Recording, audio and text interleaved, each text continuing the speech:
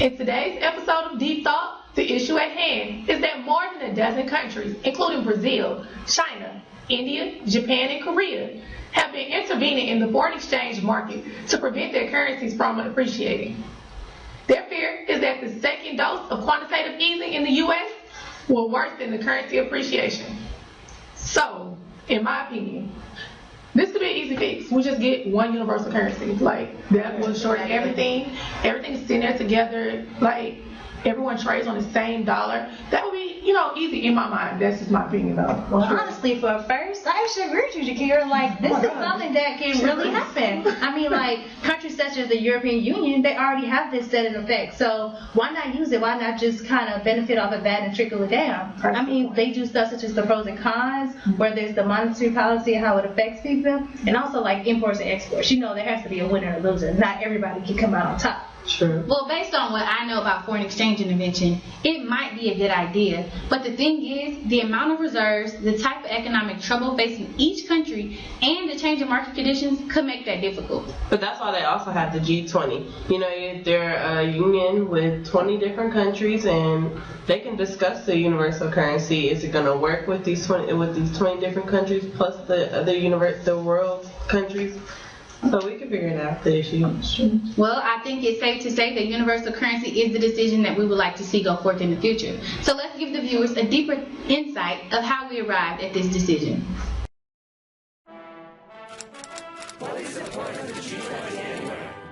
When you hear the terms G8 and G20, you're probably reminded of those annual events where world leaders get together to have a class picture taken. But you're probably also vaguely aware that there's more to it than that. There is, but it's complicated. So let's start with some basic questions. Why 20? Why 8? What does the G stand for? To understand all this, we need to go back to 1973, the height of the oil crisis, when the finance ministers of 4 countries, George Shultz from the US, Anthony Barber from the UK, Helmut Schmidt from West Germany, and Valéry Giscard d'Estaing from France, first held a meeting in the White House Library and became known as the Library Group. Eventually, Japan was invited to join their meetings, and they were christened the Group of 5. Within 2 years, Giscard and Schmidt had both become leaders of their respective countries, and Giscard proposed an informal meeting of the leaders of the Group of 5 plus Italy. This became known as the Group of 6. In 1976, Pierre Trudeau of Canada was also invited, apparently because they felt they needed an additional English speaker. Thus it was renamed the Group of 7, or G7 for short. And yes, you're right, as abbreviations go, it's just not that much shorter. But the term G7 struck a chord with the public. The name stuck, and the G7 began holding annual summits. After the 1994 G7 summit, the Russians started holding separate meetings with G7 leaders. This arrangement was known as the G7 plus 1, as if nobody was quite prepared to do the maths, until Russia formally joined the group in 1998 and the G8 was born. So let's review. How many member countries are there in the G8? If you said 8, then you're wrong. There are 7. Russia was suspended in March 2014 after its annexation of the Crimea. The G8 has no offices of its own. By agreement, the presidency of the group is rotated between member states, who host the annual summit and organize the group photo. If you like counting, you may have noticed that there are always more than 8 people in the picture. That's because the president of the European Commission is invited, as is the leader of the country holding the presidency of the EU if he or she isn't already a member. But wait, you say, what about the G20? Does that refer to something other than the Glasgow postcode covering the areas of Maryhill and North Kelvinside? Yes. It does. The G8 members are all leading industrial economies. Together they account for about half of global GDP, but they're no longer the leading economies. In terms of GDP, China now comes second, Brazil 7th, and India's GDP is bigger than Canada's. Let's review again. How many countries make up the G20? The answer, of course, is 19. The EU is considered the 20th member, and the other 19 are, in alphabetical order, Argentina, Australia, Brazil, Canada, China, France, Germany, India, Indonesia, Italy, Japan, Mexico, Russia, Saudi Arabia, South Africa, South Korea, Turkey, the UK, and the US. Again, that's Argentina, Australia, Brazil, Canada, China, France, Germany, India, Indonesia, Italy, Japan, Mexico, Russia, Saudi Arabia, South Africa, South Korea, Turkey, the UK, and the US. Together they represent 85% of the world's economy. In 2008, the G20 officially eclipsed the G8 as the main body of economic cooperation, which is to say that its annual summit is now the bigger deal. This year it's being held in mid-November in Brisbane, and it's been assigned this logo. Each summit's agenda is set by a troika consisting of the previous, present, and upcoming host nation. The leaders meet, hammer out policy, and then, at the end, issue a communiqué. Nothing is binding, there's no enforcement of G2 policy beyond peer pressure, and in actual fact, most of what's announced at the summit has been decided ahead of time during pre-summit negotiations held by Sherpas. Sherpas? By Sherpa, we're referring not to the Himalayan ethnic group known for carrying all your stuff when you climb Everest, but to civil servants who do all the diplomatic heavy lifting on behalf of G20 leaders on the way to the summit. Beneath them are lesser public officials known as sous-Sherpas and yaks. The whole thing costs an enormous amount of money, requires tremendous security, and is ultimately of dubious benefit. As a result, the summit becomes a focus for protest. But it's still a nice opportunity for world leaders to get their pictures taken together. Now that we have an understanding of G20 and their role in the foreign exchange market, let's take a look at a clip that shows us how the appreciation of one currency can grasp the attention of multiple countries. China's currency, the RMB, has continued its appreciation since September this year. On October the 25th, the RMB hit the 6.24 to a US dollar, followed by a new high a day later. And the continuing appreciation of the RMB has attracted wide attention. Analysts say since the US Federal Reserve launched QE3, hot money around the world is pouring into Asia.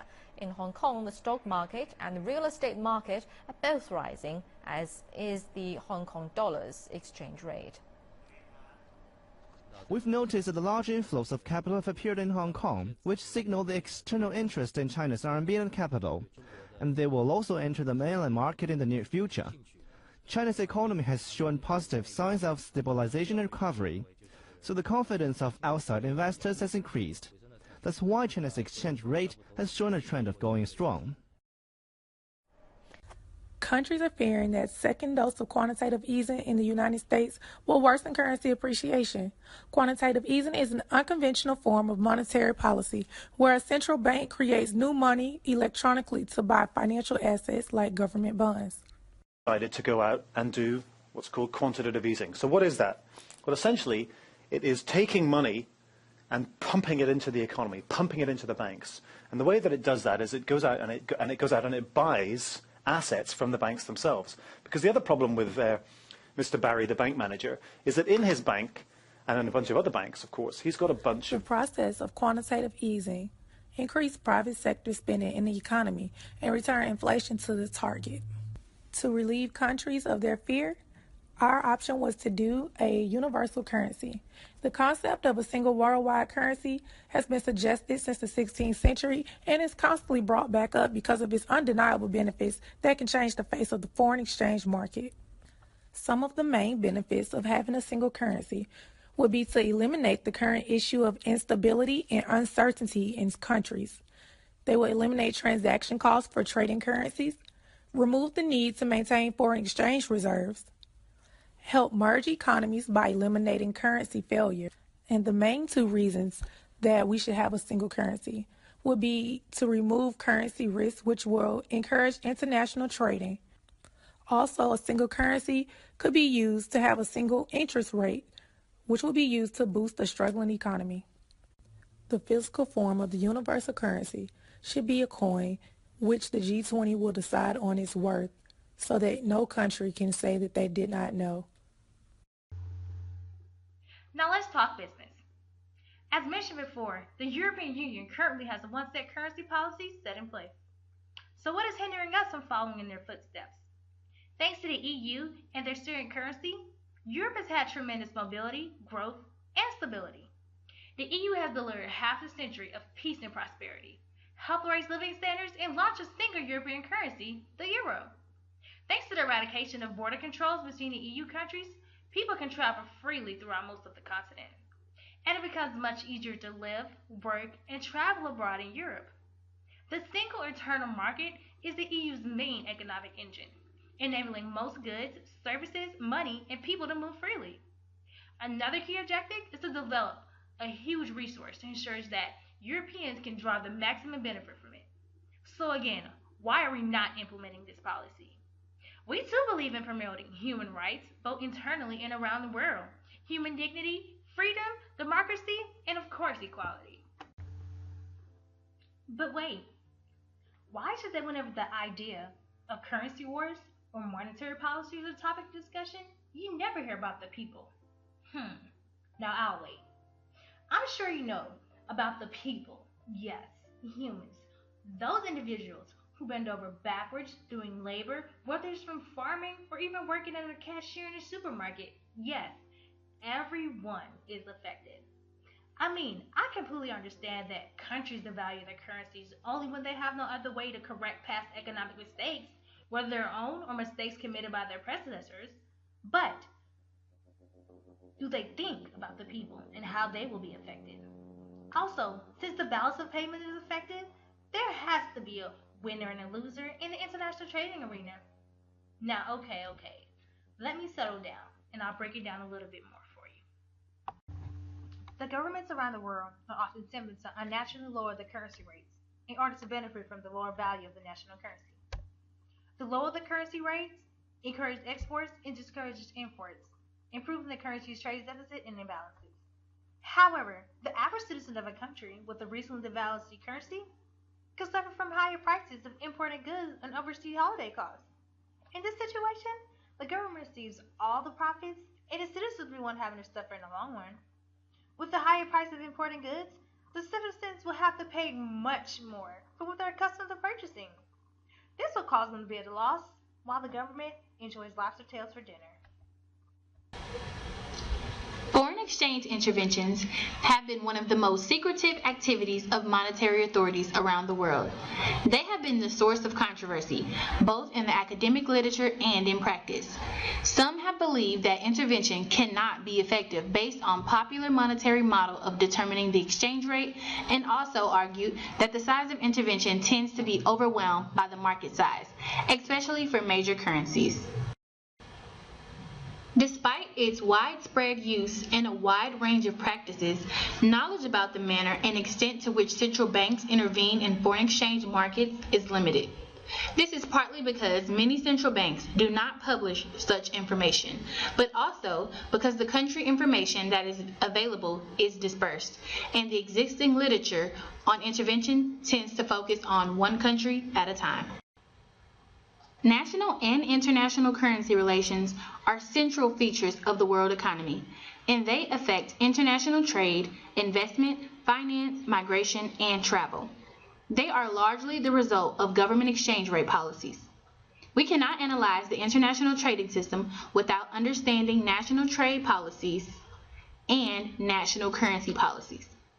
The Department of the Treasury and the Federal Reserve, which are the U.S. monetary authorities, occasionally intervene in the foreign exchange market to counter disorderly market conditions. Since the breakdown of the Bretton Woods system in 1971, the United States has used foreign exchange intervention both to slow rapid exchange rate moves and to signal the U.S. monetary authorities' view that the exchange rate did not reflect fundamental economic conditions. The foreign exchange market is a network of financial institutions and brokers in which individuals, businesses, banks, and governments buy and sell the currencies of different countries. They do so in order to finance international trade, invest, or do business abroad, or speculate on currency price changes. On average, the equivalent of about $1.9 trillion in different currencies is traded daily in the foreign exchange market around the world. An exchange rate is the price of one foreign currency in terms of another currency. Foreign exchange rates are of particular concern to governments because changes in foreign exchange rates affect the value of products and financial instruments. As a result, unexpected or large changes can affect the health of nations' markets and financial systems. Exchange rate changes also impact the nation's international investment flows, as well as export and import prices. These factors, in turn, can influence inflation and economic growth. The foreign currencies that are used to intervene usually come equally from Federal Reserve holdings and the Exchange Stabilization Fund of the Treasury. These holdings currently consist of euros and Japanese yen. Interventions may be coordinated with other central banks, especially with the central bank of the country whose currency is being used. In recent years, the Federal Reserve and the Treasury have made their interventions more transparent. Thus, the New York Fed often deals directly with many large interbank dealers simultaneously to buy and sell currencies in the spot exchange rate market. The Fed historically has not engaged in forward or other derivative transactions. The Treasury Secretary typically confirms U.S. intervention while the Fed is conducting the operation or shortly thereafter. Often, statements that reflect the official U.S. stance on its exchange rate policy accompany the Treasury's confirmation of intervention activity. The Federal Reserve routinely sterilizes intervention in the foreign exchange market, which prevents the intervention from changing the amount of bank reserves from levels consistent with established monetary policy goals. For instance, if the New York Fed sells dollars to buy a foreign currency, the sale adds reserves to the banking system.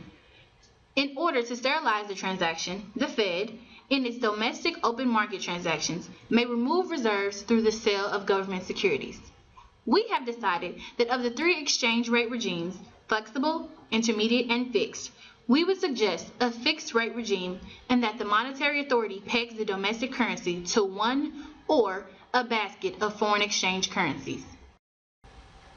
Now that we've given you insight on some of our deepest thoughts on creating a universal currency to solve the issue of currency appreciation, the question is, if you couldn't use a universal currency as a solution, what would be the alternatives? Well, after deep consideration of all the facts and pros and cons that you guys just brought, I feel as if some adequate alternatives would be freezing the rates and maybe like a mirror image for Bitcoin system, the universal electronic trading system. What do you mean by freezing the rates and like using the Bitcoin system? I'm definitely feeling like we're freezing the rates. Now we have G20 that come together because all in all, I can kind of see why countries would not want to have the whole universal currency because somebody's ultimately taking a big loss still. Because we have countries whose their currency is just not worth a lot.